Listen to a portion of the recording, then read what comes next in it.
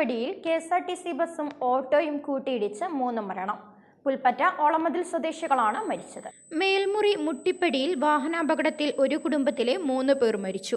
മഞ്ചേരി പുൽപ്പറ്റ ഓളമതിൽ സ്വദേശികളായ അഷ്റഫ്, ഭാര്യ സാജിദ, മകൾ ഫിദ എന്നിവരാണ് മരിച്ചത്. ഓട്ടോറിക്ഷയും KSRTC ബസുമാണ് കൂട്ടിയിടിച്ചത്. ഇന്നുച്ചക്ക് 12:25ഓടെയാണ് അപകടം. കോഴിക്കോട് ഭാഗത്തേക്ക് വന്ന KSRTC ബസ്സിലേക്ക് ഓട്ടോറിക്ഷ ഇടിച്ചു കയറുകയായിരുന്നു. ഓട്ടോയിലുണ്ടായിരുന്നവരാണ് മരിച്ചത്. സംഭവ സമയം മഴയുണ്ടായിരുന്നു. മൃതദേഹങ്ങൾ മഞ്ചേരി മെഡിക്കൽ കോളേജ് ആശുപത്രി മോർച്ചറിയിലേക്ക് മാറ്റി.